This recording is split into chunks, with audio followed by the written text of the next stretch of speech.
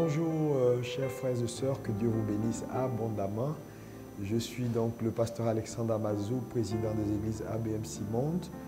Aujourd'hui est un jour spécial. Nous avons avec nous un invité qui est là avec nous depuis maintenant une semaine pour Upo Piazzo. Et nous avons passé ensemble une semaine assez enrichissante. Et donc aujourd'hui, vendredi, nous sommes ensemble pour l'émission Parlons-en. Je m'adresse à lui directement. C'est le pasteur Tiji Sonfo qui nous vient de Yaoundé. Comment tu vas, mon frère? Merci pasteur. C'est un plaisir d'être là Merci. ce soir. Je salue tous les téléspectateurs, tous les internautes, tous ceux qui suivent de partout dans le monde. Et c'est un réel plaisir d'être là ce soir. Merci, que Dieu te bénisse. En tout cas, sois le bienvenu. Amen. Nous avons été très enrichis cette semaine par le thème sur l'identité. Ça a été un thème qui a révolutionné la pensée des frères et sœurs dans l'Église. Et donc, on va aborder un peu ce thème. Je voulais que tu reviennes sur quelques points qui ont été abordés pendant cette semaine. Le lien entre l'efficacité dans le ministère et la compréhension de son identité. Je veux que tu me fasses ce lien-là également pour nos chers internautes qui nous suivent. Ça peut aider quelqu'un. Et je voulais aussi vous demander de partager ce direct pour permettre à plusieurs de recevoir la parole de Dieu et d'être bénis de là où ils sont. Donc, le lien en fait entre l'efficacité et la compréhension de son identité. Oui, voilà, il y a un véritable lien parce que l'identité, déjà, dans les préliminaires, dans la partie liminaire de l'enseignement, j'ai fait ressortir quelques faits importants, des faits importants relatifs à la notion d'identité. Et l'un des faits, c'était que l'identité est l'un des dons les plus importants que Dieu ait jamais fait aux hommes, à l'humanité. Et également, l'une des plus grandes révélations que Jésus a apportées à l'homme était la révélation de l'homme à lui-même, parce qu'il était important que l'homme découvre qui il est. Et c'est important parce que notre façon de penser, notre façon de parler, notre façon d'agir sont toutes fonctions de la conscience que nous avons de qui nous sommes. L'un des points, par exemple, sur lesquels nous avons insisté, c'était la découverte de l'identité améliore notre niveau d'intégrité, par exemple. Oui, et là, il y a une dimension d'efficacité parce que, bon, on va revenir sur la notion de potentiel parce que justement, il est difficile de parler d'identité sans parler de potentiel. Et je crois que là, on peut chuter avec la question de l'efficacité. Alors, on est efficace en fonction de ce qu'on découvre ou qu'on a découvert de son potentiel. C'est-à-dire que si j'ai un potentiel sur une échelle de 1 à 10, si j'ai un potentiel qui est équivalent à 8 et que la conscience que j'ai est équivalente à 2, mon niveau de performance ne peut jamais dépasser 2. Donc, mon niveau de performance sera directement proportionnel à mon niveau de conscience du potentiel que j'ai. Et il y a un coefficient de corrélation entre l'identité et le potentiel parce que c'est qui on est qui détermine ce qu'on peut faire. Très bien. Qui on est, c'est l'identité. Ce qu'on peut faire, c'est le potentiel. Donc, c'est qui on est qui détermine, qui dicte, qui définit ce qu'on peut faire. Donc, quand on a découvert qui on est, forcément, fatalement, on découvre ce qu'on peut faire. Et quand on a découvert ce qu'on peut faire, conséquemment, notre niveau de performance augmente. Donc voilà le lien entre l'identité et l'efficacité. Bon, sur ce point, je voulais quand même saisir une opportunité pour une question parce que l'objectif aujourd'hui, c'est de permettre à nos chers internautes de comprendre et surtout d'aller à quelque chose de plus pratique. Parce que je pourrais dire, moi me mettant juste à la place d'un internaute, est-ce que ce n'est pas de la théorie? Parce que nous voyons aujourd'hui dans le ministère beaucoup de gens qui, en termes de résultats, ont une incapacité de produire les résultats comme ils le souhaiteraient. Est-ce que ce n'est pas lié au fait, parce que la plupart du temps, vous allez voir que ce sont des gens qui sont pasteurs, qui savent un peu qui ils sont en Christ. Est-ce qu'il n'y a pas autre chose par rapport à ce qui est en train d'être dit? Tout à fait. La connaissance, premièrement, la connaissance est évolutive. OK. Deuxièmement, la connaissance est un concept, est un spectre englobant. Ça veut dire que on ne peut pas s'appuyer sur un seul principe et espérer pouvoir atteindre le sommet ou alors arriver à des rivages ensoleillés parce qu'on a un principe. Le principe de l'identité est réel. Okay. Il n'est pas philosophique, il n'est pas idéologique, il est pratique, il est réel. Parce que comme je l'ai dit, c'est qui nous sommes. C'est comme dans la dimension physique, nous avons une ADN. Okay. Nous avons une ADN qui a des éléments qui sont constitués dans notre code génétique qui révèlent spécifiquement et clairement qui nous sommes. De la même façon, spirituellement, nous avons une ADN qui révèle exactement qui nous sommes. Donc, maintenant, il y a forcément autre chose. Donc, il y a découvrir l'identité qui doit d'abord arriver. Maintenant, lorsqu'on découvre cette identité, il faut qu'on soit capable même de croire. On peut être pasteur et ne pas connaître son identité. Puisque l'identité, ce n'est pas être pasteur, ce n'est pas être policier, ce n'est pas être magistrat, ce n'est pas ça l'identité. Ça, c'est ce qu'on est et non qui on est. Donc, j'ai utilisé pendant l'enseignement l'exemple de Jean-Baptiste. Oui. Dans Jean chapitre 1, lorsqu'on vient dire à Jean-Baptiste, qui es-tu? Oui. Et Jean-Baptiste, en fait, j'ai failli dire qu'il tergiversait, mais il ne tergiversait pas vraiment, il était calme. Et on lui a demandé, est-ce que tu es le prophète? Il a dit non. Est-ce que tu es Élie? Il a dit non. Bon, Luc chapitre 1 dit, il marchera dans la puissance et dans l'esprit d'Élie.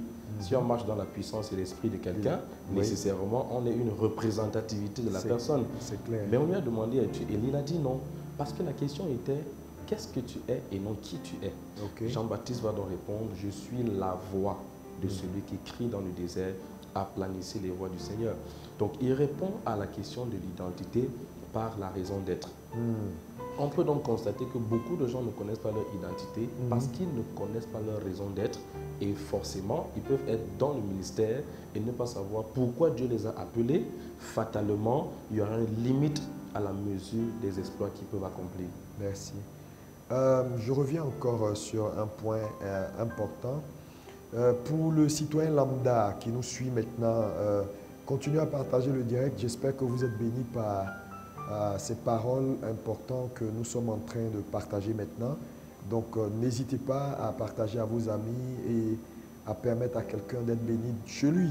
Le citoyen lambda qui nous suit maintenant, quels sont les éléments pratiques? Par exemple, voilà, quelqu'un te dit, pasteur, je suis chrétien depuis 20 ans.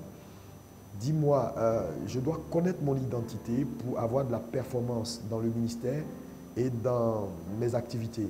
Quels sont les éléments pratiques que je peux aujourd'hui, dans ce direct, avoir? Quelques éléments pratiques que quelqu'un maintenant qui nous suit doit avoir. Et sur cette base, on peut dire, cet homme sait qui il est. Voilà, la question est multidimensionnelle. Donc, le premier volet, enfin, c'est l'angle que je perçois. Il y a un volet, qu'est-ce que je peux faire pour découvrir de manière pratique? Et maintenant, l'autre volet que je perçois dans la question, c'est qu'est-ce qui prouve que celui-ci a découvert son identité?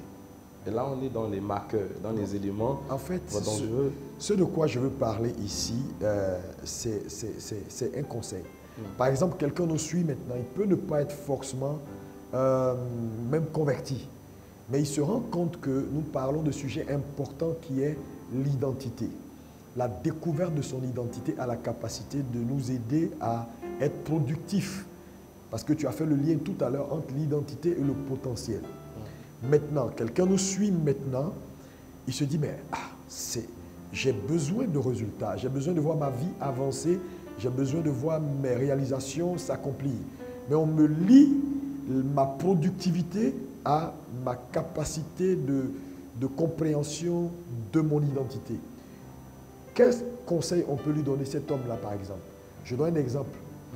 Moi, je m'attends, numéro 1, si tu n'es pas converti, il faut que tu naisses de nouveau. Premier point. Parce que c'est la nouvelle naissance qui t'introduit dans la famille divine. Tout à fait. Parce que nous sommes nés de Dieu, donc nous devenons donc une extension de ce Dieu-là. Deuxièmement, lorsque tu es maintenant né de nouveau, voilà, pratique numéro 1, tu vas à la parole de Dieu pour découvrir qui tu es. Et on peut lui donner par exemple des exemples très simples. Il faut que tu saches qu'au commencement, quand Dieu fait l'homme, il appelle l'homme à partir de lui-même en disant « faisons l'homme à notre image ». Donc il ne s'adresse ni à la terre, ni aux eaux, mais à lui-même. Donc l'homme sort de lui. Ça, c'est un premier point. Ensuite, il souffle dans les narines de l'homme le souffle de vie. Donc quelque chose sort de Dieu et entre en lui.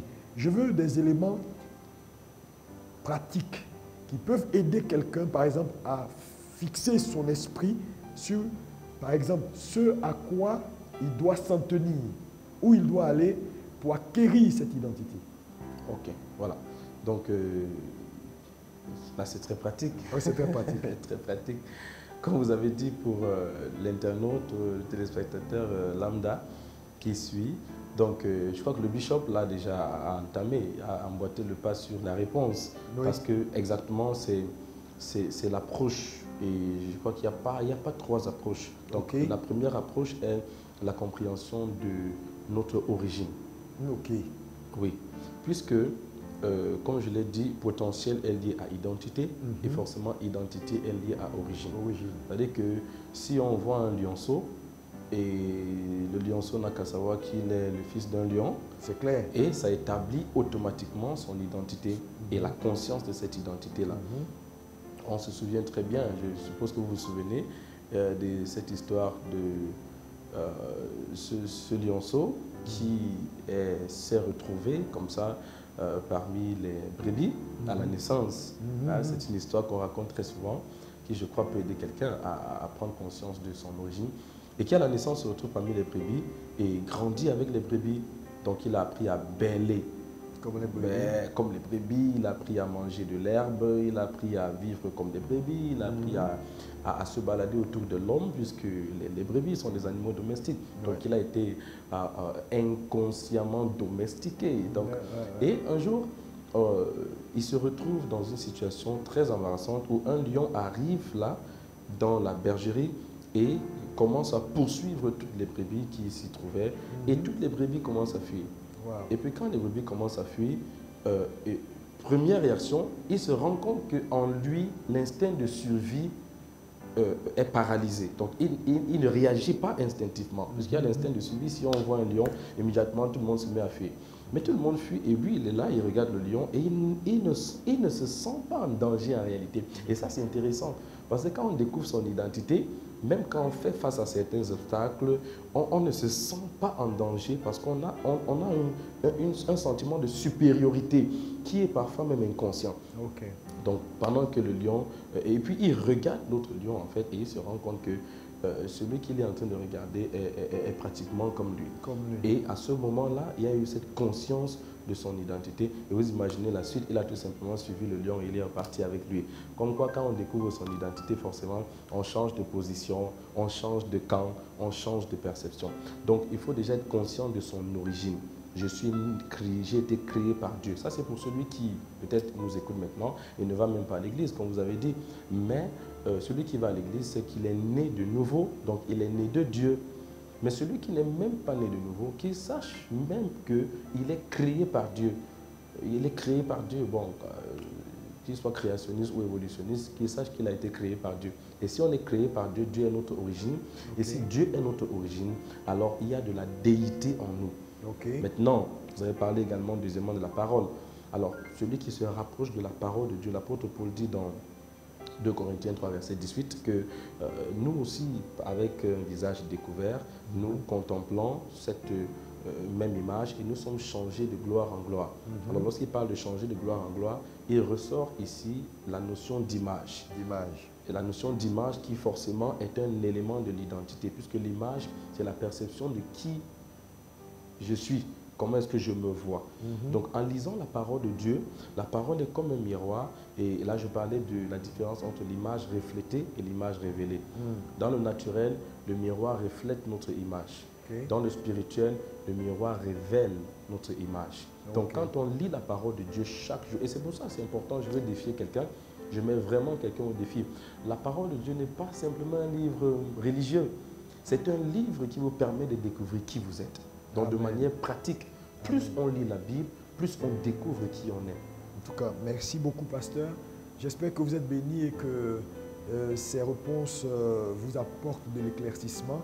Un dernier point sur ce sujet, nous allons passer à un autre sujet, c'est tu as fait une déclaration assez importante, c'est le fait que la découverte de son identité améliore notre intégrité, c'est-à-dire notre niveau d'intégrité s'améliore lorsque nous découvrons notre identité. Et tu as fait un parallèle en disant que l'intégrité n'est pas le produit de la peur du péché.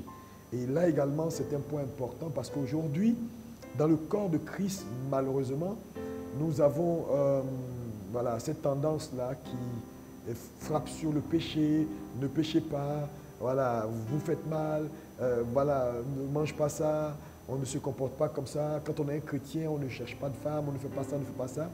Et au lieu donc d'amener l'Église à la découverte de son identité, afin que, sachant qui nous sommes, que le péché soit je veux dire naturellement quelque chose, parce que quand on est roi, on ne se salit pas avec ce qui est de l'esclavage. Donc bâtir plus la conscience de l'Église ou des chrétiens à la noblesse, à la chose divine, que de leur créer la conscience du péché. Je veux que tu expliques un peu, que tu reviennes sur cet aspect-là, parce que c'est un aspect important qui malheureusement a maintenu l'Église dans les choses de l'enfance. Et aujourd'hui, on fait beaucoup plus de morale que de prêcher la parole de Dieu. Parce que pour moi, il y a une différence entre la parole et la morale. Tout le monde peut faire de la morale. Non, mange correctement, comporte-toi bien, ça c'est de la morale. Mais tout ce qui est de la morale n'a pas la capacité de transformer réellement les gens. Voilà pourquoi il faut qu'on soit beaucoup plus centré sur l'enseignement de l'Écriture. Je veux que tu reviennes là-dessus parce que c'est très intéressant et ça peut être bénissant pour quelqu'un qui nous suit. Voilà, je crois que... Merci Bishop pour cette question parce qu'elle permet de recentrer une véritable réalité dans laquelle l'Église se trouve maintenant. Et on a pratiquement toute une masse qui est en train de sombrer. Alors, ce que je vais dire va paraître présomptueux, mais je le dis quand même. Je crois que nous sommes... D'ailleurs, vous et moi, vous êtes également un motivateur, un coach. Je crois que nous sommes bien placés pour traiter la question. Pourquoi? Pourquoi? Parce que, en tant que motivateur, c'est un pan, parce que c'est l'une de mes casquettes professionnelles. En tant que coach, en entreprise, en affaires, en entrepreneuriat et motivateur, nous parlons beaucoup aux gens et nous leur disons « Yes, you can. You can do it. You can succeed. You can make it. You are this. You are that. Think big. » Et je suis parvenu à comprendre que la motivation n'a rien à voir avec la révélation. La motivation ne peut pas produire les résultats que la révélation produit. La révélation, c'est l'éducation du ciel. La motivation, c'est l'éducation humaine. Et là, on a Marie et l'ange. Quand l'ange dit à Marie, tu seras enceinte, Marie fait asseoir l'ange et lui fait des cours sur le processus de reproduction biologique. Monsieur l'ange, je n'ai pas connu d'homme, je suis vierge, donc il est impossible que je sois enceinte. Et l'ange lui dit, bon, c'est bien, là vraiment tu es allé à Harvard University, moi je viens de Heaven University. Là-bas au ciel, là, même quand un spermatozoïde n'a pas fertilisé un ovule, un enfant peut naître. Donc la révélation est supérieure à la motivation. Et je parle en tant que motivateur depuis plus de 15 ans. Et je sais de quoi je parle. Donc, dis aux gens, vous pouvez. S'il n'y a pas un soubassement spirituel de la parole de Dieu, ça ne peut pas générer le même résultat. Donc, il faut que l'Église rentre dans cette réalité. La Bible dit, la révélation de ta parole illumine. Ce n'est pas... La motivation est bien. Il faut que les gens sortent de leur obscurantisme intellectuel. Mais il faut... Ici, ce n'est pas forcément la motivation dont je veux parler. Tu as fait un point sur l'enseignement sur le péché. Je dis par exemple, s'il y a un choix à faire aujourd'hui, parce que beaucoup de gens sont arrivés à un point dans leur marche avec le Seigneur où ils ne savent pas vraiment qu'est-ce qu'il faut faire. C'est-à-dire, est-ce qu'il faut plus enseigner l'Église à une prise de conscience de son identité, de ce que Jésus a fait pour eux, de ce qu'ils sont devenus dans la mort et la résurrection de Jésus, que de frapper sur le péché, ne pêche pas, ne porte pas ça. Voilà. Voilà, donc comment balancer cet évangile-là pour que le chrétien qui nous suit soit équilibré et ait les bonnes ressources pour faire face à la vie? Bien, donc j'y arrive. Donc ça devient donc important de rentrer dans la conscience, bâtir la conscience de qui on est. Cela nous permet d'éviter, comme vous avez dit, en rappelant ce que je disais, qu'un roi n'a pas besoin qu'on lui dise de ne pas se salir, parce que la royauté et la noblesse sont des réalités qui se vivent et qui s'expérimentent. Je me souviens avoir dit que si vous développez par exemple un jeune avec la mentalité de Joseph, vous n'aurez jamais besoin d'être présent quand il fait face à la femme de Potiphar. Donc de dire aux gens, il faut éviter le péché, il faut éviter le péché. D'ailleurs, j'ai levé un autre pan de voile sur quelque chose d'important, si vous permettez, Bishop, que je revienne sur ça. Parce que, rapidement, les mots sont énergie et les mots sont puissance, les mots sont pouvoir. Le monde, la parole et la pensée créent. Donc, quand vous parlez aux gens chaque jour sur le péché, le péché, le péché, vous créez une atmosphère de péché. Vous libérez une énergie de péché parce que vous créez la conscience du péché. Donc, en fait, il s'agit de deux consciences. Soit on crée la conscience du péché ou on crée la conscience de la royauté. Et je pense, Mordicus, que les prédicateurs, les enseignants doivent insister sur la conscience de la royauté. Parce que lorsque quelqu'un a conscience de sa royauté, on ne lui demandera pas de sortir de la saleté. Il comprendra clairement qu'il y a des choses qu'il ne peut pas faire parce qu'il sait qui il est. Je vais prendre un exemple qui, forcément, n'est pas parfait, mais qui permet de drive the point home, comme on dit en anglais. Alors, un hypertendu, quand il est conscient de sa situation médicale, personne ne lui dit ne prends pas tel repas ou tel repas.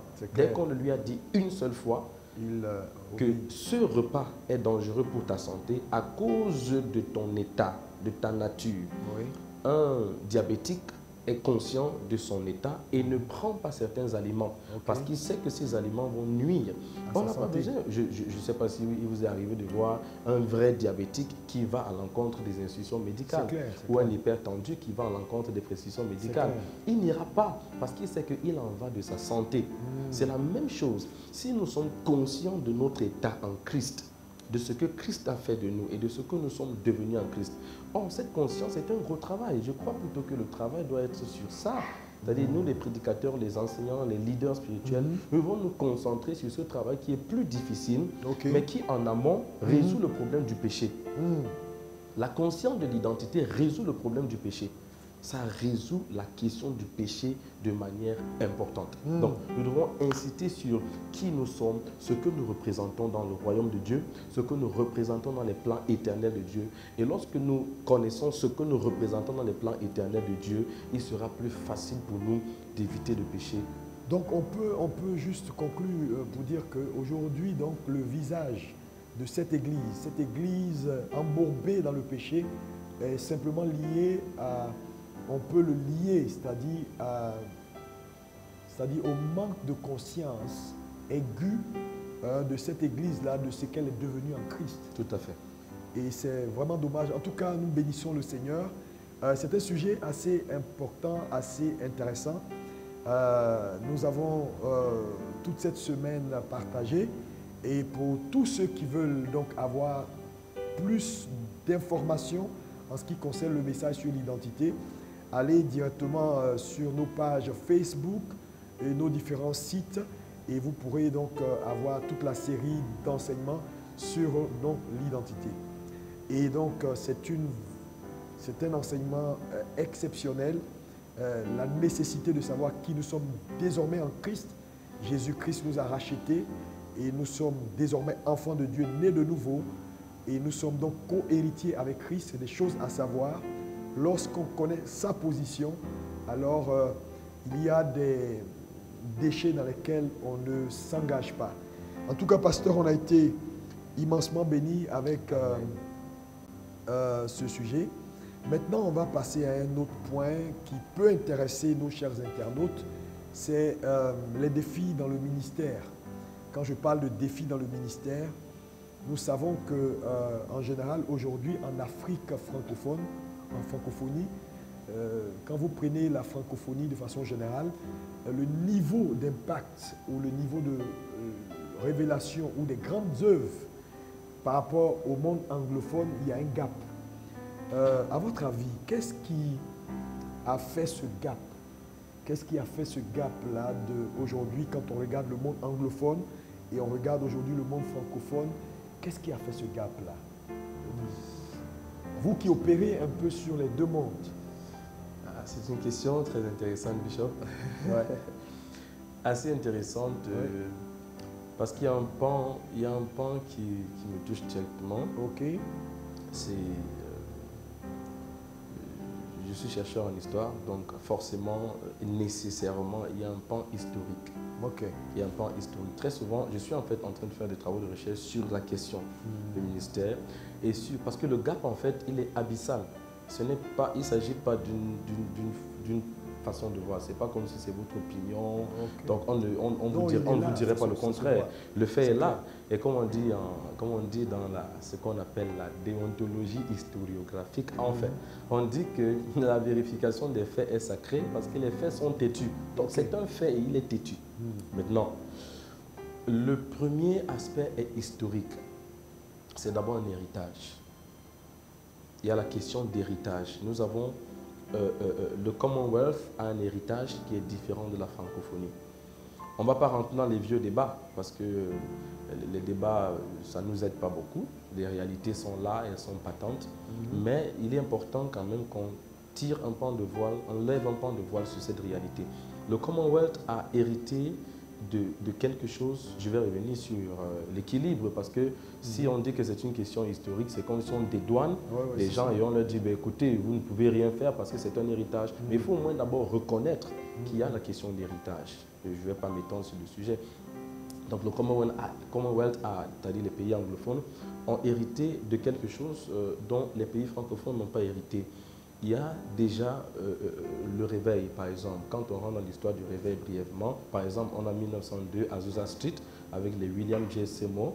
Ce réveil qui commence aux États-Unis, qui entre dans la dernière vague du pentecôtisme, c'est-à-dire que les évangéliques et le pentecôtisme, a permis à certaines vagues du réveil de souffler dans les pays du Commonwealth. Et il y a également les grands réveils de l'histoire. Le réveil des pays de Galles, Wales, le réveil en Angleterre, le réveil en Écosse avec les John Knox et autres. Donc, comme je dis, on ne va pas s'étendre sur ça. Mais au moins, il y a cette question d'abord. Oui. Okay. Maintenant, si l'héritage est... le réveil a traîné, par exemple, à entrer dans la partie francophone. Mais maintenant, l'héritage ne devrait pas être un problème parce que dans la Bible, par exemple, on a 12 personnes qui ont marché avec Jésus. Et plus tard, on a quelqu'un qui n'a pas eu cet héritage, mais qui a fini par accomplir des exploits très supérieurs à celui de ceux qui ont hérité de cette marche, de ceux qui ont marché avec Jésus. Donc, même si le Commonwealth a eu un héritage dont la francophonie n'a pas hérité, ça ne devient pas une justification ou un dédouanement. Nous pouvons, en dépit de cette absence, du fait que peut-être le réveil ne s'est pas étendu dans cette partie plus tôt, comme dans les pays anglophones, nous pouvons, en dépit de cela, excéder. Ça, c'est la partie historique. Maintenant, je crois qu'il y a également le pan de la responsabilité personnelle. La responsabilité des leaders spirituels, des pasteurs, des aspirations. Et je profite de l'occasion pour le dire, ça vaudra ce que ça vaut, mais je crois que personne ne dira le contraire.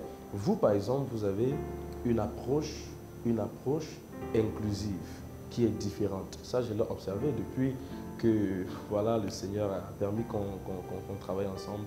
J'ai constaté cette approche inclusive qui nécessairement est en train d'influencer positivement votre ministère. Parce que nous, dans la francophonie, nous nous sommes restreints à ce qu'on accomplit et il y a un contentement. On se contente de 500 membres, 1000, quand on a 800, ou, ben, on a une méga église et puis ça va.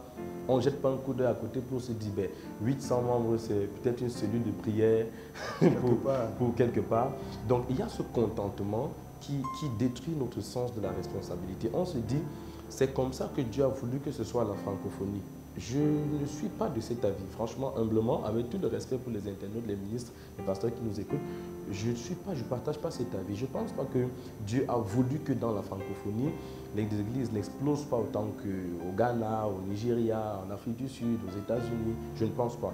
Je pense que si nous décidons de regarder à côté et de voir comment les autres font, d'accepter la responsabilité, de sortir de nos zones de confort, sortir du contentement et de se demander qu'est-ce qu'ils font que nous ne faisons pas. Moi, je crois que c'est une approche qui peut être également adoptée dans le ministère. Ce n'est pas seulement une approche qui marche dans les affaires, où on a peut-être la Chine qui regarde à côté. Non, ça marche également dans le ministère. Si on peut se rapprocher des autres et voir ce qu'ils ont fait, comment ils l'ont fait, je crois qu'on pourra produire les mêmes résultats et même plus.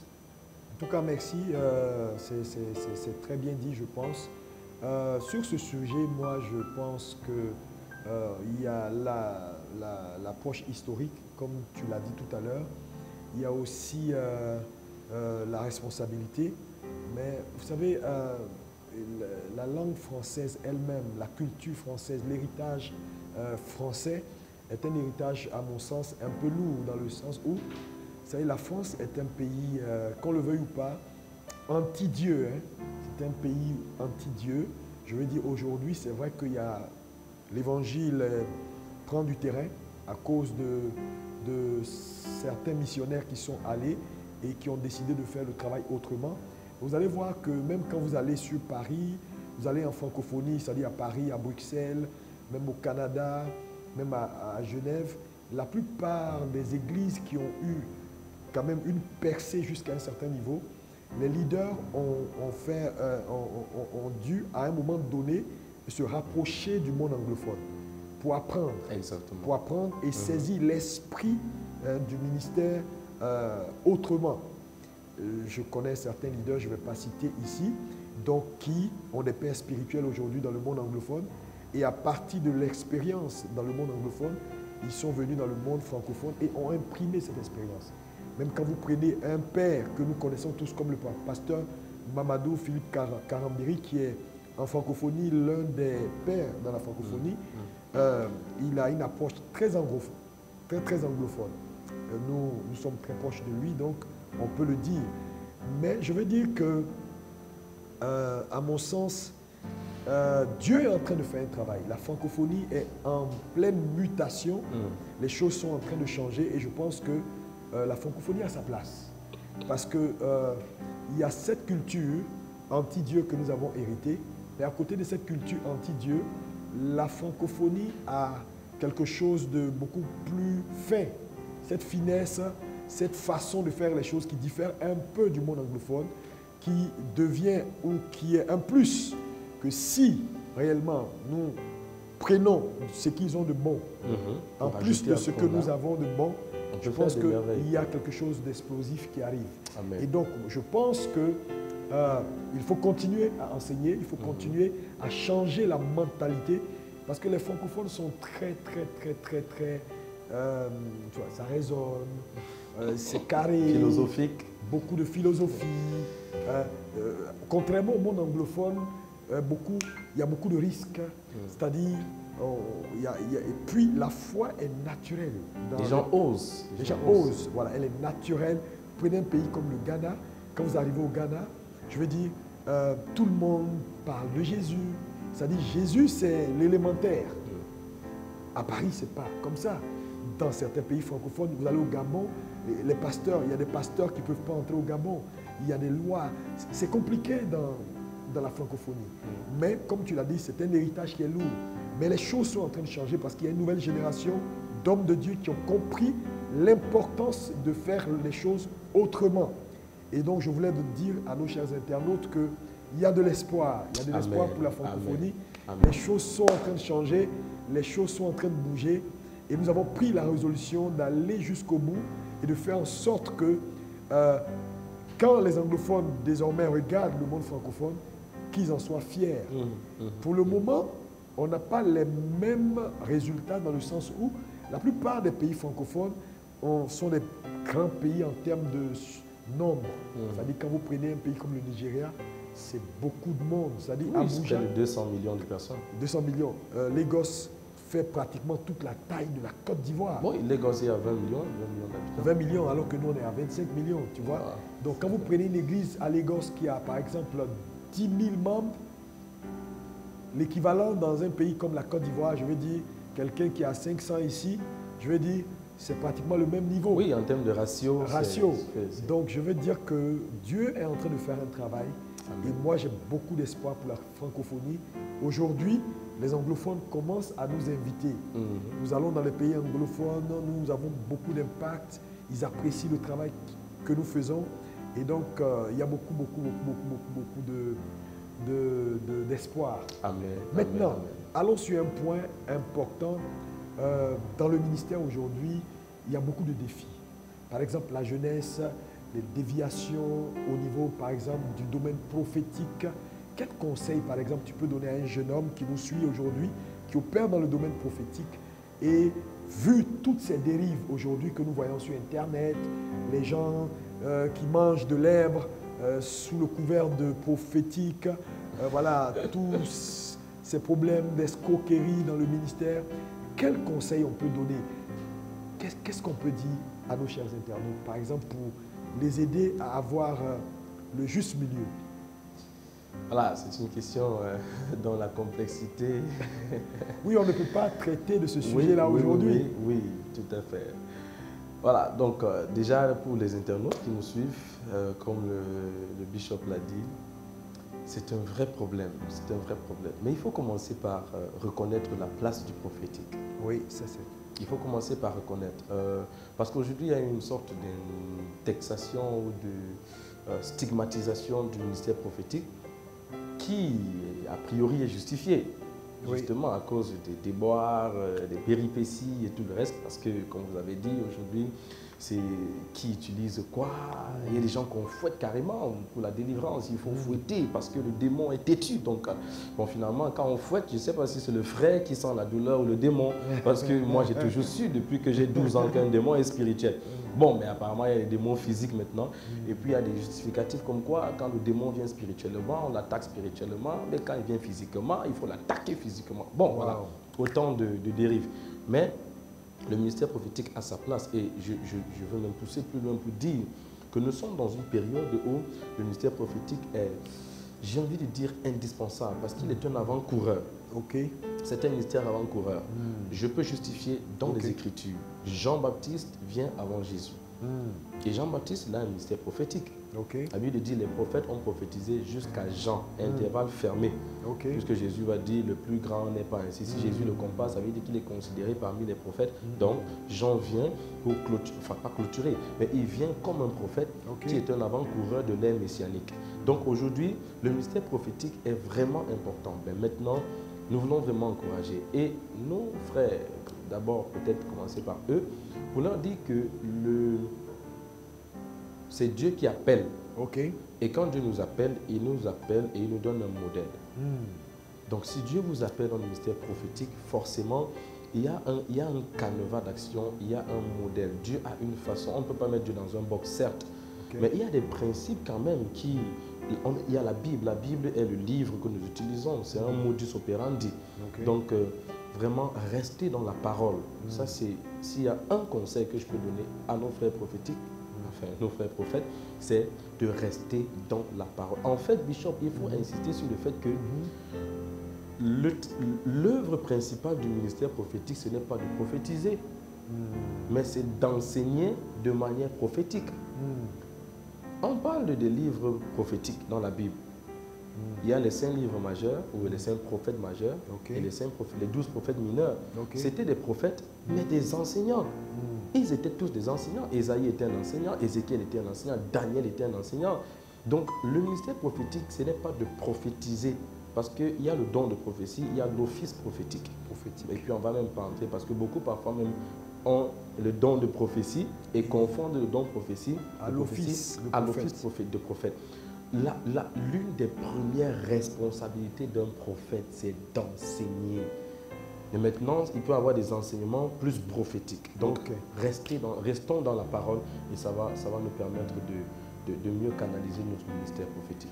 Je pense que ce que tu dis est très intéressant dans le sens où la plupart des dérives qu'on peut observer dans le ministère prophétique aujourd'hui est liée au fait que plusieurs prophètes n'ont pas réellement une assise dans la parole de Dieu. Tout à fait. Donc, voilà, c'est-à-dire improvisent des actions prophétiques qui n'ont aucune base scriptuelle et toutes ces choses-là, l'un dans l'autre, créent cette cacophonie que nous pouvons voir aujourd'hui. Mais comme tu l'as dit, et c'est très important de le faire savoir à nos chers internautes, le ministère prophétique a sa place. Nous avons de vrais prophètes, des gens qui font un travail excellent. Et comme tu l'as dit également, il est important pour nos prophètes de rester dans la parole, de rester des enseignants, des gens très proches de la parole.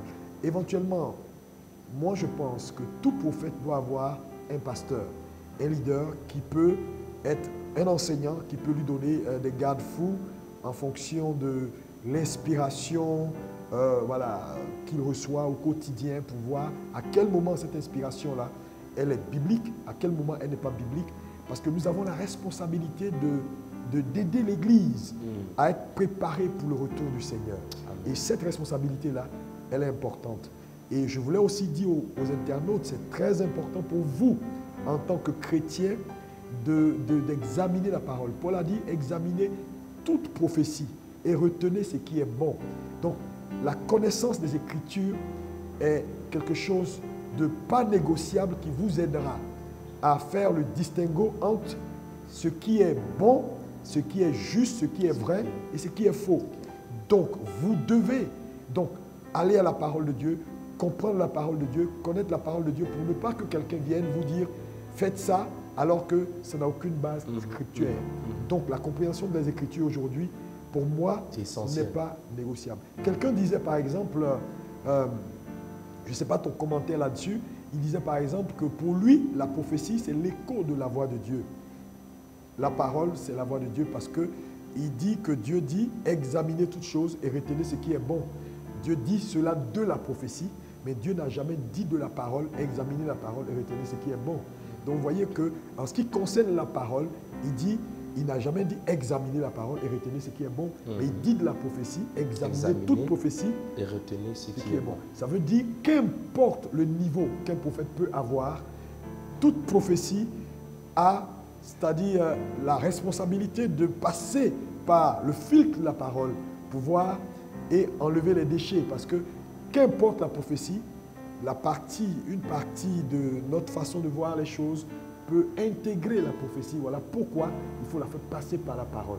Parce que la parole seule reste la vérité. Ah oui, ça c'est clair. Parce que en fait, je faisais quelques études et je me suis rendu compte. En fait, quand il dit retenez ce qui est bon, j'entends par ce qui est bon, ce qui cadre avec la parole. Avec la parole. C'est ça. Il faut la parole est le canon final que nous avons reçu. Parce que dans les études en théologie, on parle des sources d'inspiration. Quand on parle on étudie l'authenticité ou la véracité de la Bible. Oui, dans le processus rédactionnel, on parle des sources d'inspiration. Et l'une des premières sources qui est étudiée, c'est la dictée mécanique. Wow. Ça, c'est l'une des théories. Voilà, ce sont les théories d'inspiration. Certains disent que c'était la dictée mécanique. C'est-à-dire que Dieu dit à Ésaïe, Ésaïe écrit, il arrivera à la fin des temps que la montagne, la maison de l'Éternel sera, et Ésaïe écrivait automatiquement. Ça, c'est une théorie. Il y a d'autres théories d'inspiration dans lesquelles je ne vais pas entrer, mais je convoque cette théorie pour dire que dans le processus de révélation, quand Dieu donnait les prophéties aux prophètes, il y avait une partie des prophètes. Mais maintenant, ce qui s'est passé, c'est que après la rédaction, les études, les analyses, les examinations et tout le reste, ce canon est sorti et Dieu l'a validé. Amen. Et nous avons déjà ce canon aujourd'hui. Donc, les déchets, ça c'est pour corroborer ce que vous avez dit, que la parole, on n'a pas à revenir sur la parole, mais on peut revenir sur une prophétie parce que quand Dieu parle en fait au travers d'un individu, les éléments qui constituent la personnalité de cet individu peuvent influencer la révélation de Dieu. C'est-à-dire que Dieu peut, par exemple, dire, dites à cette personne que je fais de lui un milliardaire en 3 mois. Quand le prophète regarde la tête du frère à qui Dieu lui dit, de lui dire qu'il sera milliardaire en 3 mois, il dit non, non, non. Il dit non, le Seigneur dit qu'il va te faire milliardaire d'ici peu de temps. Il n'a pas le courage de dire 3 mois parce que la tête de ce frère ne ressemble pas à quelqu'un qui peut être milliardaire dans 3 mois. Et du coup, quand il dit d'ici peu de temps, il a influencé, son degré de foi a influencé la prophétie, la délivrance de la personne même. Parce que la personne, si elle avait entendu 3 mois, il y aurait eu un ajustement dans l'action, la pensée et tout le reste. Donc je crois qu'exactement c'est ça, on doit examiner les prophéties et retenir ce qui est bon, ce qui cadre avec la parole de Dieu. Merci, Pasteur Sonfo, que Dieu te bénisse abondamment. Amen. Nous voulons vraiment remercier le Seigneur. J'espère que vous êtes bénis. Donnez des cœurs, si vous êtes bénis, partagez, donnez des cœurs. C'est un moment d'échange. Nous sommes à Parlons-en. Et aujourd'hui, nous parlons de sujets concernant l'identité, le ministère. Nous reviendrons dans les détails sur le ministère prophétique et sur les challenges dans le ministère, les jeunes pasteurs. Et nous encourageons donc chaque internaute à retenir ceci. La parole de Dieu n'est pas négociable. Elle fait figure d'autorité. Il faut étudier la parole de Dieu. Il faut connaître la parole de Dieu pour que tout ce qu'on vous envoie passe à la lumière de cette parole-là. C'est très important. Nous sommes à la fin de toutes choses et il est plus qu'important d'avoir ses pieds plantés dans la parole de Dieu parce que seule la parole de Dieu ne peut pas faillir. Amen. Nous allons donc passer à un sujet important qui est bientôt les églises ABMC Monde auront donc 20 ans. Wow. Et donc ça s'acclame, hein. Il faut acclamer, pour les églises ABMC. 20 ans, c'est 2 décennies. 20 ans, et donc nous allons avoir donc une méga célébration en mars 2023, donc pour les 20 ans. Et ces 20 ans seront couplés avec notre conférence internationale qui est la conférence d'Abidjan, qui est la conférence majeure des églises ABMC Monde. C'est une conférence que Dieu nous a inspirée pour la francophonie africaine d'abord, qui s'ouvre aujourd'hui sur la francophonie de façon générale. C'est une conférence qui a vu des sommités.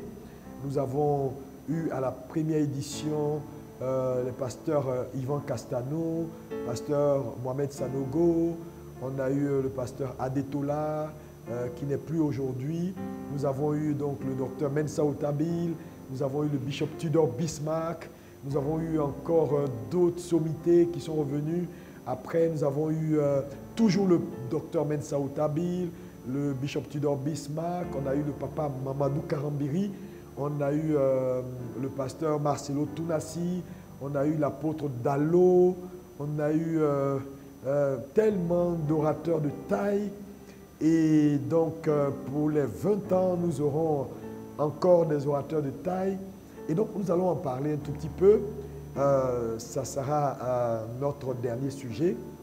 Et parce que cette conférence est une conférence internationale que Dieu donc veut pour la francophonie. Nous avons des délégations qui viendront un peu de toute la francophonie, voilà, de toutes les grandes capitales. Nous avons commencé à nous préparer. Et donc, je voulais juste d'abord quelques mots en ce qui concerne la conférence. Quels sont tes... C'est-à-dire, voilà, qu'est-ce que tu peux nous dire par rapport à cette célébration qui vient? Bon, d'abord, je vais une fois de plus applaudir les 20 ans. Hein. Vraiment, j'appelle tous les internautes à applaudir, parce que 20 ans, ça se célèbre. 20 ans, c'est incroyable ce que Dieu peut faire. Et je crois qu'il y a une consistance. Il y a une consistance en regardant ce qui a été fait en 20 ans. On voit la main de Dieu sur le ministère. Et je crois qu'il est important que les internautes se joignent à nous pour dire merci à Dieu. Merci. C'est vrai que la célébration, c'est en 2023, en mars. Ben, écoutez, on y a 6 mois, hein, donc le compte à rebours est lancé. Donc c'est le temps de chaque jour dire merci à Dieu, merci à Dieu, merci à Dieu. Je crois que 6 mois d'action de grâce, ce n'est pas trop donné à Dieu pour 20 ans. En principe, ça devait être 1 an d'action de grâce, c'est-à-dire que depuis le mois de mars 2022, je suppose que les actions de grâce ont commencé et il faut qu'on continue à rendre grâce à Dieu. Et la conférence d'Abidjan, j'ai souvent suivi. Et les orateurs, je crois que c'est une conférence qui est en train de laisser une véritable empreinte, pas seulement dans la francophonie, parce que naturellement, quand, comme on le disait tout à l'heure, parlant du réveil, parlant des différents héritages et autres, je crois que même les orateurs qui viennent, vous avez parlé par exemple de Tudor Bismarck, Bishop Tudor, de Dr Mensa Otabil, voilà, on a également, voilà. Donc quand ils viennent, par exemple ceux qui viennent du commandement des pays anglophones et qu'ils voient ce que Dieu est en train de faire, parce que la conférence d'Abidjan, c'est des milliers et des milliers de personnes. Oui, la dernière fois je regardais, c'est une foule à n'en plus finir. Et je crois que quand ils viennent, ça devient également un événement qui montre justement ce que Dieu est en train de faire dans la francophonie. Donc la conférence d'Abidjan est une sorte de vitrine, une véritable vitrine qui montre l'action de Dieu dans la francophonie, parce qu'à des moments on se dit, bon, les pays francophones, c'est des petits nombres, c'est des petites églises, c'est des cellules de prière. Mais je crois que quand Papa Otabil lui-même arrive à la CA, il voit, enfin la conférence d'Abidjan, la CA, donc, et qu'il voit ça, il est content de voir ce que Dieu est en train de faire. Et quand on a le Bishop Tudor Bismarck, il y a également Koza, je cherche depuis. Oui, pasteur Biodoum. Voilà, le pasteur Biodoum. Fatou Yembo de Koza, qui était là déjà Koza. 2 fois, oui, Voilà, justement, je suivais. Donc, ils se rendent compte qu'en réalité, la francophonie n'est plus la francophonie d'il y a 5 ans, 10 ans. Donc, je rends grâce à Dieu vraiment pour en tout cas, merci vraiment, pasteur. En fait, c'est l'une des idées que Dieu nous a données lorsque Dieu nous a inspiré cette conférence. C'était donner à la francophonie un événement de taille qui allait changer l'image que les gens ont de la francophonie. Parce que quand on parlait de francophonie en son temps, c'est des petites choses, des choses qui n'ont pas un certain niveau d'excellence.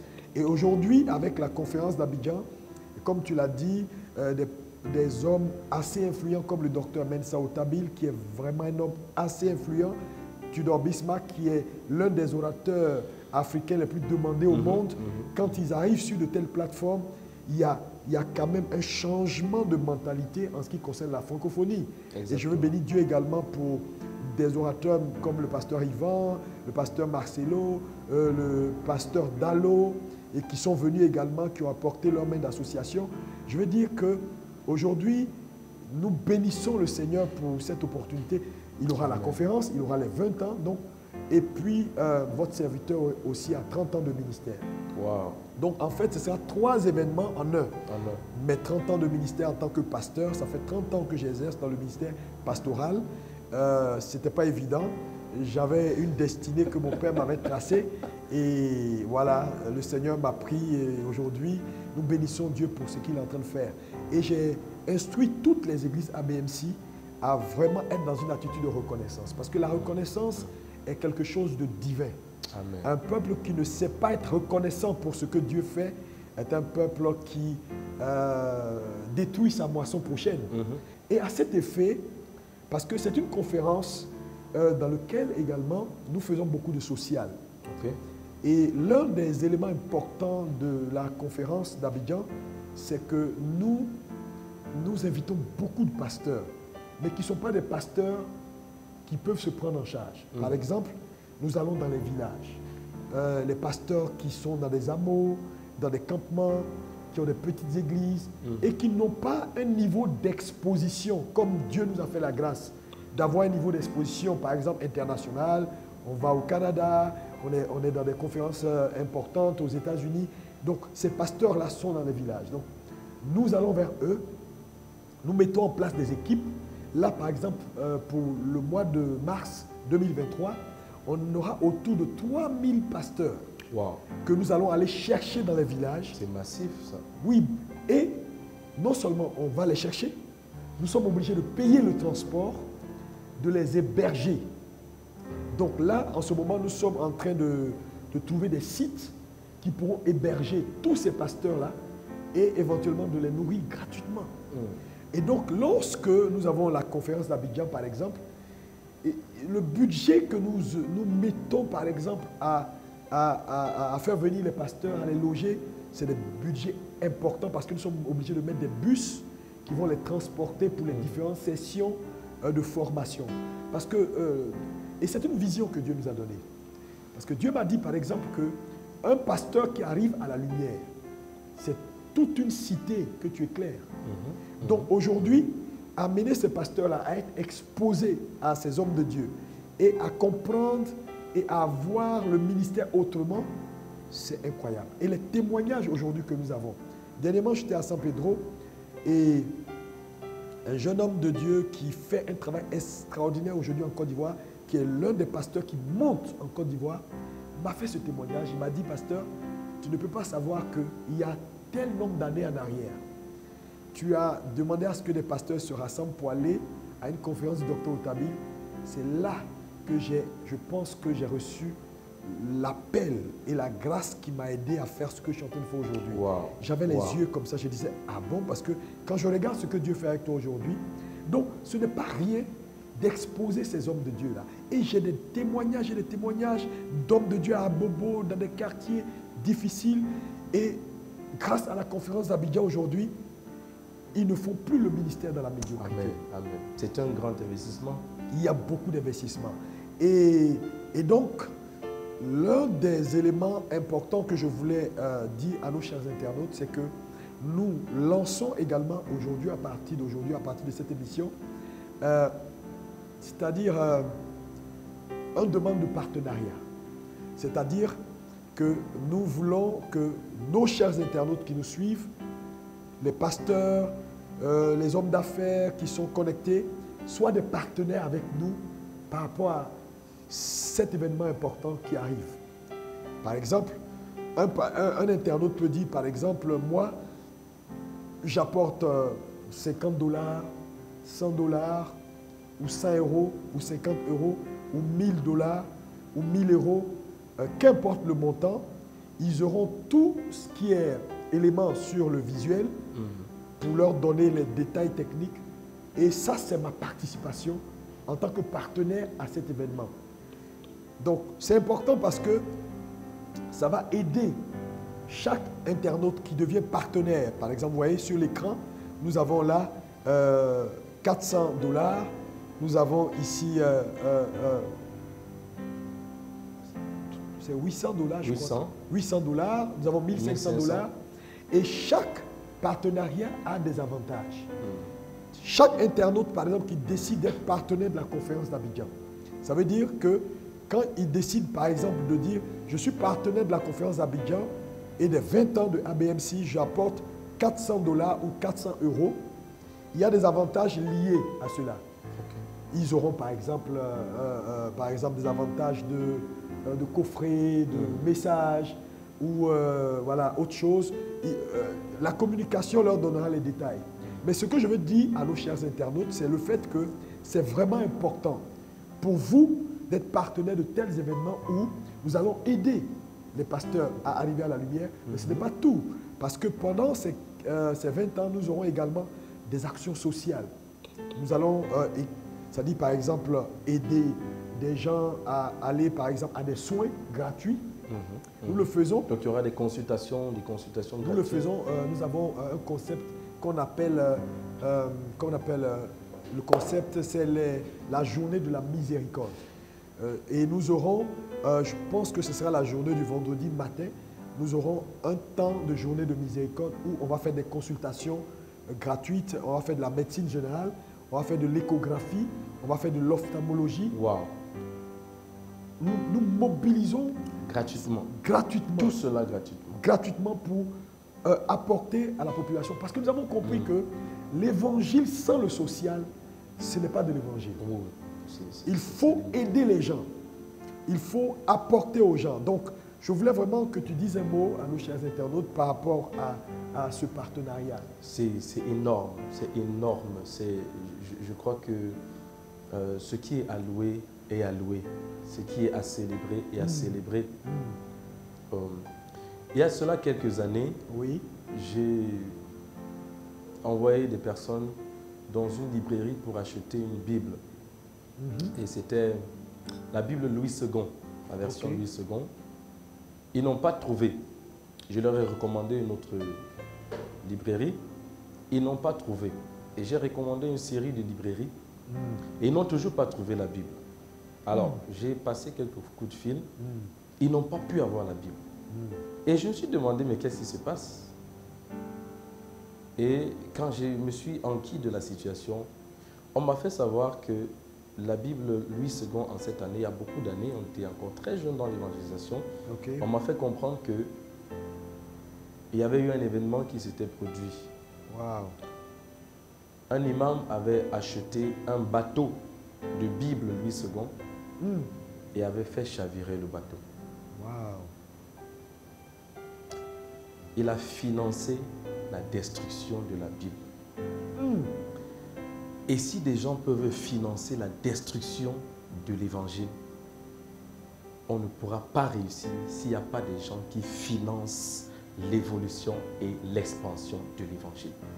Amen. Donc, j'appelle à chacun qui est en train de nous écouter maintenant. C'est un privilège. C'est un privilège. Personne ne fait une faveur à Dieu quand il donne à Dieu. Personne. Oui, oui. Dieu ne peut pas être fauché. Dieu finance ses projets.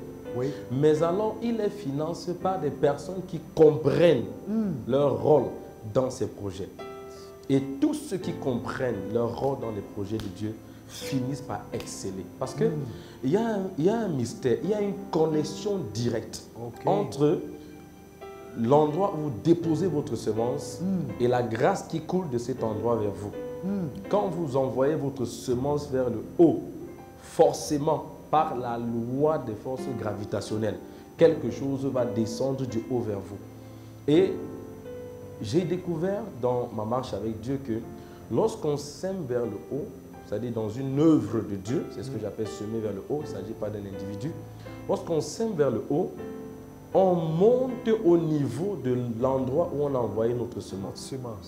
Je vais rapidement insister parce que, pasteur, c'est incroyable ce que vous faites, c'est incroyable. De savoir qu'il y a tout cela, consultation gynécologique, ophtalmologique et autres gratuitement. Vous ne pouvez pas imaginer le nombre d'âmes qui seront sauvées par votre contribution, par votre semence, par votre partenariat. Le nombre de personnes. Imaginez des pasteurs, comme l'exemple que le bishop venait de prendre. Chaque fois qu'une âme sera sauvée, sera impactée, vous qui aurez apporté un partenariat, une contribution, je vous assure que le ciel se souviendra de vous. Amen. Écoutez, pour finir, je vais chuter, bishop. Quand Jésus est ressuscité, l'argent a changé le message de sa résurrection. Wow. Jésus, jusqu'aujourd'hui, il est difficile de prêcher à un juif à cause de l'argent, à cause d'un financement d'une nouvelle. Parce que jusqu'aujourd'hui, la nouvelle de la résurrection de Jésus a été changée et elle s'est répandue parmi les juifs qu'il n'était pas ressuscité. Les disciples avaient volé son corps. Parce que les gens ont dit, la Bible dit, on a payé les gardes qui avaient vu. Il y a un seul type de personne qui avait vu l'ange rouler la pierre. Marie n'avait pas vu, elle était arrivée après. Les disciples, Pierre et Jean, n'avaient pas vu, ils étaient arrivés après. Les seules personnes qui ont été témoins oculaires de la résurrection de Jésus ont été payées pour fermer la bouche. L'argent a changé le message de la résurrection de Jésus. Il faut que l'argent restaure le message de la résurrection de Jésus. En tout cas, pasteur, merci. Chers internautes, je pense que ce message, il est important. Je voulais dire à quelqu'un qui me regarde maintenant, ne laisse pas cette histoire s'écrire sans toi. Nous avons 3 niveaux de partenariat. Nous avons le premier niveau qui est le partenariat bronze. C'est 400 € ou 400 $. Inscris-toi maintenant. Il y a des avantages qui sont là. Tu verras les avantages attachés à ton niveau de partenariat. Il y a le niveau de partenariat argent qui est 800 $ ou 800 €. Inscris-toi, que tu sois à Paris, qu'importe là où vous me suivez maintenant, où vous allez nous suivre après. C'est important. Ne laissez pas cette histoire s'écrire sans vous. Et nous avons le dernier niveau de partenariat qui est le niveau Gold, qui est 1500 € ou 1500 $. Ces choses, pour vous dire simplement, le pasteur l'a dit tout à l'heure, Dieu peut financer son œuvre. Mais il est important que Dieu le fasse avec vous. C'est pourquoi je voulais vous inviter à être partenaire dans cette grande œuvre. La conférence d'Abidjan, les 20 ans de ABMC, ce sera des moments exceptionnels. Nous avons des pasteurs, nous avons du social à faire et la plupart des leaders qui viendront, ce sont des leaders qui sont des pères. Et je vous assure, leur déplacement, ce n'est pas un jeu. Tu ne peux pas déplacer le docteur Mensa Otabil. Qu'est-ce que tu peux lui donner? Voilà. Sincèrement, ou le bishop Tudor Bismarck. Je veux dire simplement que nous vous faisons confiance, nous croyons en vous. Dès maintenant, soyez partenaires, apportez donc votre offrande. Ne sortez pas de ce direct sans être partenaire, sans apporter votre offrande. Dieu vous bénira, Dieu fera quelque chose d'exceptionnel dans vos vies, Amen. Dans vos familles, dans votre ministère et dans votre église. Amen. Je le crois fortement au nom de Jésus. Amen. Devenez partenaire. Pasteur, vraiment merci pour ce temps d'échange. Et je voulais que nous puissions prier également pour les internautes et demander vraiment la grâce de Dieu dans leur vie, que Dieu bénisse leurs activités, qu'importe les défis auxquels ils passent pour ceux qui nous suivent maintenant, que la main de Dieu soit puissante sur leur vie. Et avant d'aller à la prière, au Popiazo, on finit ce dimanche. Au Popiazo. Au Popiazo. Frapper l'ennemi jusqu'à ce que sa nuque cède. Et nous finissons donc ce dimanche avec un événement important qui est une action de grâce, de remerciement, parce que nous considérons que Dieu a fait beaucoup pour nous. Le fait d'avoir fait ces 40 jours, 24 heures sur 24 de prières, les prières matinales, les prières à midi, ça a été des moments intenses. Prières à minuit. À minuit, 0 heure, c'est vraiment intense. Et dans tout le monde entier, nous avons des groupes de prière, église en prière. Ça a été vraiment un moment important. Et on ne peut pas sortir de ce moment sans être reconnaissant à Dieu. Et donc ce vendredi, nous aurons la mini-veillée, la dernière, avec un ami pasteur que peut-être que tu ne connais pas, mais qui est l'une des voix importantes en francophonie. C'est l'évangéliste Kwamena Marcel. Il a plus de 500 églises dans le monde entier, aux Caraïbes, à Martinique, partout, en Australie, au Brésil. C'est un homme que Dieu utilise. Il sera avec nous donc ce vendredi pour la... C'est-à-dire aujourd'hui, ce soir? Oui, ce soir il sera avec nous. Okay. Le dernier vendredi ce soir, il sera avec nous. Et puis, voilà, on va terminer à l'université également avec lui. Donc, je voulais que tu dises un mot par rapport à tout ça. Bon, voilà, d'abord inviter massivement tous ceux qui nous écoutent, tous ceux qui sont, si vous êtes à Abidjan, forcément faites le déplacement. Je crois que c'est le dernier vendredi, Bishop. Oui, ce vendredi. Donc, ce soir, faites le déplacement où que vous soyez. C'est le dernier vendredi de 40 jours. Vous pouvez imaginer, en fait, même si c'est le seul jour où vous venez prendre chez nous. Hein, chez nous, on dit que le fond de la marmite est la partie la plus, la plus intéressante. Donc, soyez là si vous êtes à Abidjan. Si vous n'êtes pas là, connectez-vous, soyez en ligne. Ce sera un moment magnifique. Moi, j'étais là. Je suis venu en tant qu'orateur, mais je vous assure, j'étais béni. L'atmosphère est incroyable. La présence de Dieu est là. Amen. Dieu fait des miracles. L'autre jour, on parlait des témoignages, guérison de cancer et autres. Dieu fait des choses incroyables. Donc, ne manquez pas, connectez-vous, soyez présents et la grâce de Dieu qui a maintenu. Parce que 40 jours de jeûne, ça, il faut le faire. Hein? Jeûne et prière, ainsi de suite. Donc, il y a une grâce qui est disponible à cette fin et que quelqu'un peut recevoir au nom de Jésus. Amen. Amen. En tout cas, merci. Je voulais aussi profiter pour dire merci à tous nos ouvriers. Ils ont été formidables pendant ces 40 jours. Yes. Chaque jour, le groupe musical, le service d'ordre, la communication. Pour la communication, je veux vraiment remercier le Seigneur pour le responsable Jean-Claude, Nguessan, Dynamique, tout le groupe. Ils ont été formidables. Sarah, Herbert, Silas, voilà, tout le monde, ils ont été exceptionnels. Le groupe Bénédiction, le groupe Consécration et la plupart des frères, c'est vraiment un réveil. Amen. Quand tu vois une église, chaque jour, les frères sont là et par amour pour le Seigneur. Il faut vraiment... Est-ce qu'on peut acclamer le Seigneur pour tous ces frères, que Dieu vous bénisse et remercier tous les pasteurs de nos églises annexes, que ce soit au Canada, à Paris, partout dans le monde entier, à Ouaga, Et je fais un clin d'œil à notre pasteur de Ouagadougou par rapport à la situation, le pasteur Christian. Tu as tout le soutien des églises ABMC. Vraiment que le Seigneur vous soutienne, à la famille ABMC Ouagadougou. La situation est en train de revenir à la normale.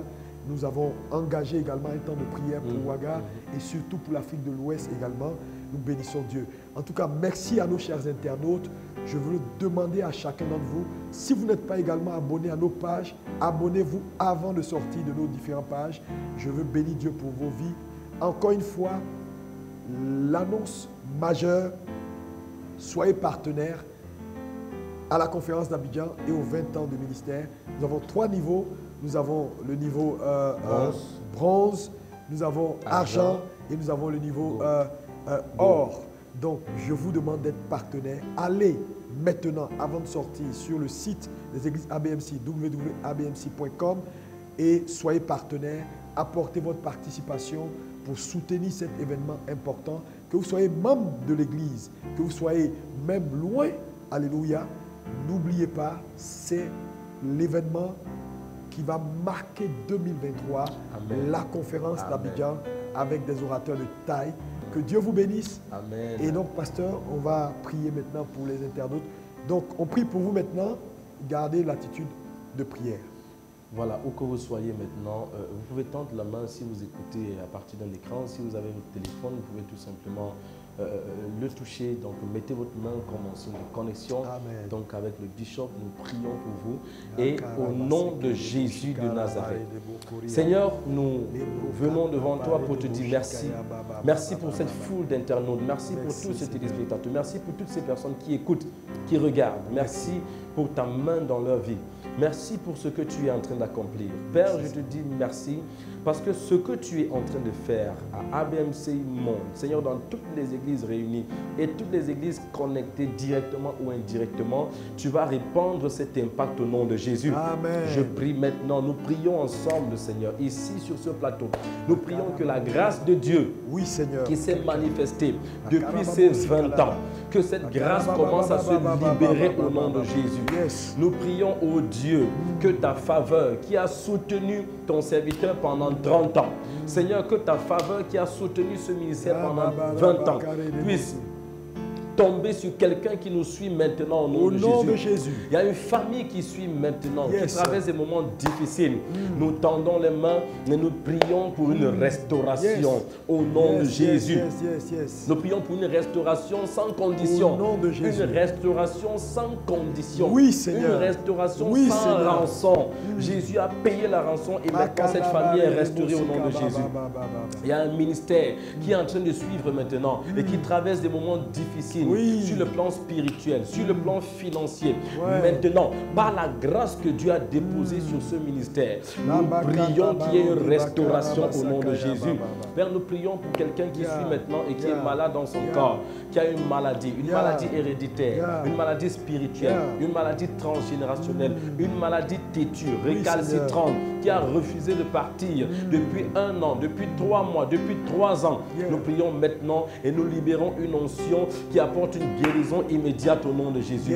Père, nous prions maintenant pour toutes les personnes qui ont décidé dans leur cœur de devenir partenaires des grands événements de l'année prochaine, Seigneur, de la conférence d'Abidjan et des différentes célébrations. Père, nous déclarons ta bénédiction sur cela au nom de Jésus. Quel que soit leur choix, Seigneur, celui qui a choisi le pack bronze, nous prions que ta bénédiction soit sur lui au nom de Jésus. Celui qui a choisi le pack argent de $800, nous prions que ta bénédiction soit sur lui au nom de Jésus. Celui qui a choisi le pack gold, Seigneur, de $1500, que ta bénédiction soit sur lui au nom de Jésus. Et Seigneur, ceux qui vont aller au-delà, oh Dieu, de ce qui a même été prévu comme pack, Seigneur, je prie que leur bénédiction soit multipliée au nom de Jésus. Père, nous te remettons déjà ces événements de l'année prochaine. Que le ciel soit ouvert. Que Seigneur, du 27 mars au 1er avril 2023, Père, qu'il y ait une suspension dans le règne spirituel, que les anges s'arrêtent, que le ciel s'arrête sur cet événement, au nom de Jésus, que la terre s'arrête sur cet événement, au nom de Jésus, que Dieu se manifeste puissamment et que ce soit un moment de projection divine, au nom de Jésus. Merci Seigneur, nous prions au Dieu pour la fin baisser 40 jours, les quelques jours qui restent, Seigneur, et même la dernière soirée, nous prions que ta présence soit abondante, que les miracles se produisent, que ce qui n'a pas été fait pendant ces jours, oh Dieu, qu'en cette soirée, que ta main se manifeste de manière extraordinaire. Fais ce que toi, tu peux faire. Bénis chacun au nom de Jésus. Amen. Amen et Amen. Amen. Merci, chers internautes. C'était donc Parlons-en. Et nous avons été bénis d'être avec vous. Partagez ce direct avant de sortir. Partagez à vos amis pour que quelqu'un puisse recevoir tout ce qui a été partagé. Merci encore une fois. Merci au pasteur Sonfo. Merci. Salue ton état chère épouse. Je ne manquerai pas. Et salutations aussi à ton église. Amen. Ça a été un plaisir et je pense qu'on se reverra. Sûrement bientôt. Amen. Que Dieu te bénisse. Amen. Merci et à très bientôt.